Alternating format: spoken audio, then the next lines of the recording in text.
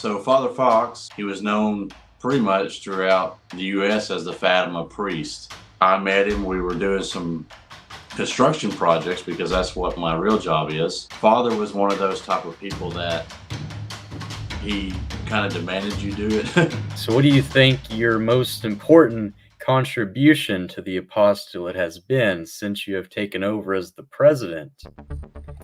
Hello, everyone, and welcome to this first Creator Spotlight. So we're having on a previous podcast guest, John C. Preiss.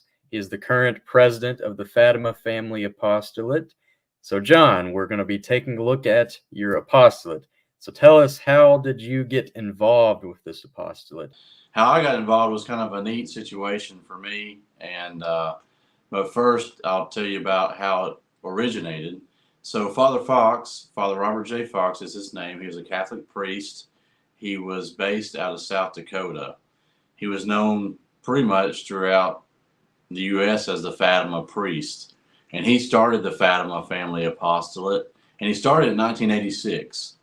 And what really, I think, what intrigued him to start the apostolate was with the youth at first. He's seen the need to teach the youth the message of Fatima, praying the rosary, and doing the first 5 Saturdays and everything along with the Fatima message.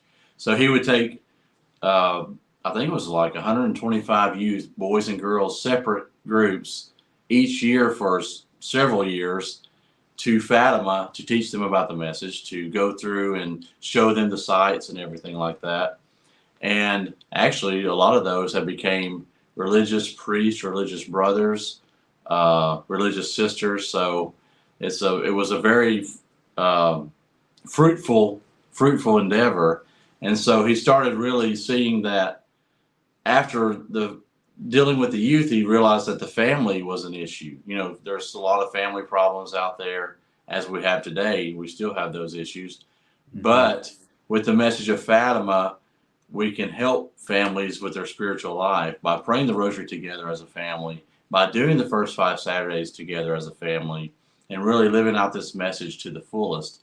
That's how we got started. 1986, we're still going. Things have changed a lot, of course. Father passed away in 2009 on Thanksgiving Day.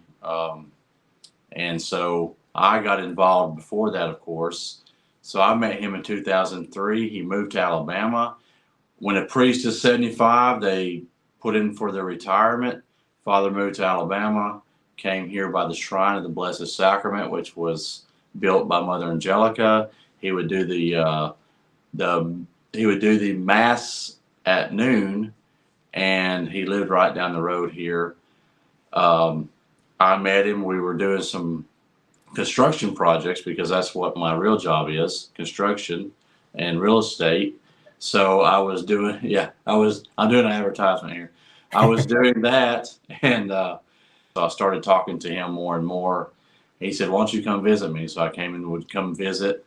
We would talk, and so that's how I first got involved with him. That was just being there, and talking with him.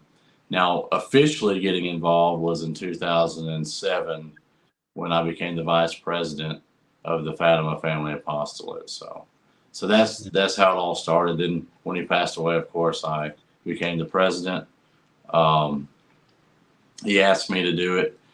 It's such a difficult thing sometimes to make choices and decisions. Father was one of those type of people that he kind of demanded you do it in a sense that you're the guy, Our Lady needs you, that kind of attitude towards it. Yeah. And it was something I wanted to do, it was something that I really wanted to do. And it just, here I am, and here we are.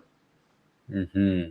So what do you think your most important contribution to the apostolate has been since you have taken over as the president? Wow, perhaps some tough questions today. Yeah. Well, I think, if you'd asked me this question 3 or 4 years ago, I'd probably have a different answer. But being older and being involved in it longer, so in the beginning, I made some bad decisions. I made some bad choices, it wasn't like, you know, morally or financial or whatever. It wasn't like that. It was just, how can I get this thing to grow? How can we get the message to the people better? And so you tried things, you keep trying things, you keep trying things. And I think one of my fault, and you know, I went to college 2 years for management, so management is kind of my thing. I was in a grocery business. I was a store manager, and I've owned my own businesses. But a Catholic organization is probably the toughest thing that I've ever had to deal with, as far as growing, as far as getting out there and getting your message out. And I think one of the things that I look back as my biggest failure in the beginning was not letting more people get involved. You know, I was trying to protect Father Fox. I was trying to protect his image. I was trying to protect my image and trying to be something that I wasn't in the beginning. And it's just very difficult, you know. So you go through those growing phases. So I think really my biggest contribution is learning the message better, learning the message of Fatima so that I can get on here and speak with you. Or I wrote 3 books. I have a children's book that I wrote. I have a prayer book that I've done. And then I have the latest book that I done in 2017. It's called The Miracle and the Message, 100 Years of Fatima. It was an Amazon bestseller when it came out. And every once in a while, when you look at these special days like October 13th or May 13th, Yes, just yesterday, October 13th. If we were put into a very dark room, if our senses were all